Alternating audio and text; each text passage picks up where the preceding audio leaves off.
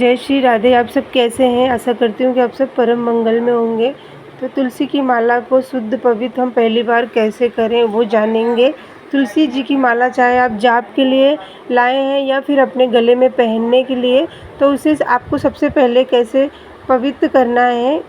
तो यहाँ पे ना आपको जब भी आप बाज़ार से या फिर पूजा की दुकान से ना आप माला ख़रीद के लाते हैं, तो आपको यहाँ पे उस माला को शुद्ध करना होता है, क्योंकि जब हम पूजा की चीज़ें जो है हम इस्तेमाल करते हैं ना, उसे भगवान पे जाप के लिए या फिर उनकी पूजा के लिए हर चीज़ को हमें शुद्ध करना होता है। तो यहाँ पे जब भी आप ख़रीद के लाएँ ना, तो उस माला को आपको चाहे आप पहनने के लिए ला रहे हैं या फिर अपने मंत्र के जाप के लिए ला रहे हैं ना, तो आपको यहाँ पे उस माला को अच्छे से जल से धो लेना है, पानी से अच्छे से धो लें।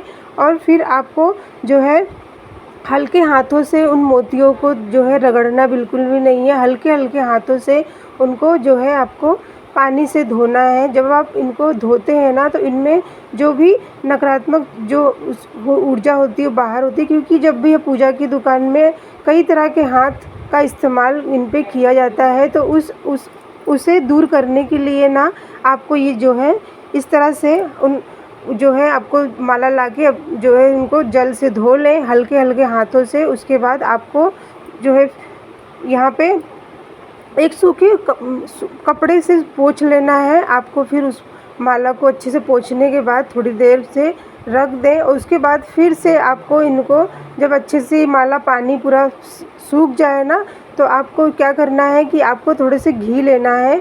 घी लेके आपको जो है हल्के हल्के हाथों से इनकी मोतियों पे आपको मसाज करना है। मसाज करने से ये होता है कि जो उन मोतियों में एक चमक आती है और इन मोतियों में कीड़े नहीं लगते, फंगस नहीं लगता, और हमारे मोती जो तुलसी की माला है वो ख़राब नहीं होती। तो ये बात का आप ध्यान रखें।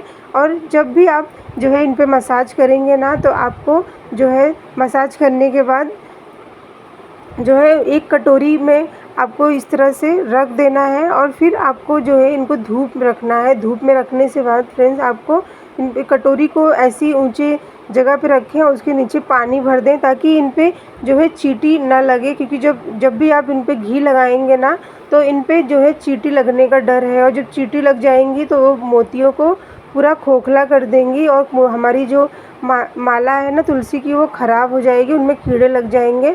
तो आपको जो है इन पे घी जब मसाज कर देंगे तो एक कटोरी के रख के उसके प्लेट के नीचे आपको पानी रख देना है, ताकि उन पे चींटियाँ ना चढ़ पाएँ।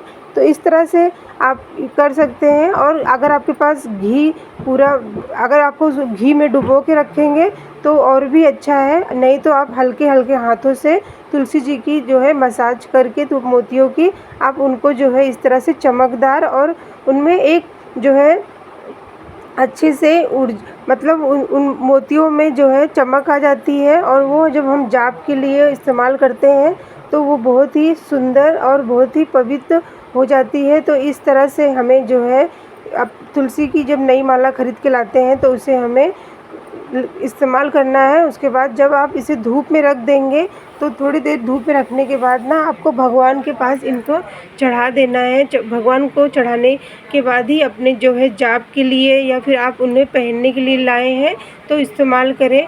और फ्रेंड्स यहाँ पे ना जो सबसे पवित्र माला मानी गई है मंत्र जाप के लिए, तो यहाँ पे भगवान विष्णु की पूजा में, कृष्ण भगवान के, राम जी की पूजा में आपको जो है तुलसी जी का विशेष महत्व है। तो उनकी तुलसी जी की माला से जब हम उनका जाप मंत्रों का करते हैं ना, तो उस मंत्र का ज़्यादा फल कहा जाता है। और सबसे श्रेष्ठ और सबसे फलदायी जो यहाँ पे माला जाप की बताई गई वो तुलसी जी की है। तो इसमें 108 दाने जो होते हैं वो, उससे जब हम मंत्र जाप करते हैं तो इससे कहते हैं कि विष्णु भगवान की विशेष कृपा होती है, क्योंकि तुलसी जो है उनको बहुत ज़्यादा से प्रिय है। और जब उनकी तुलसी की माला से जब हम उनके मंत्रों का जाप करते हैं ना, तो उससे हमें एक जो है मंत्र का ज़्यादा फल मिलता है। वैसे तो आप किसी भी माला से आप जो है जाप कर सकते हैं, लेकिन अगर आप तुलसी जी की माला से जाप करते हैं तो उस मंत्र का आपको विशेष फल मिलता है।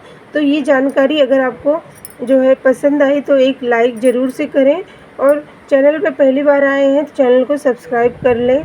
जय जय श्री राधे।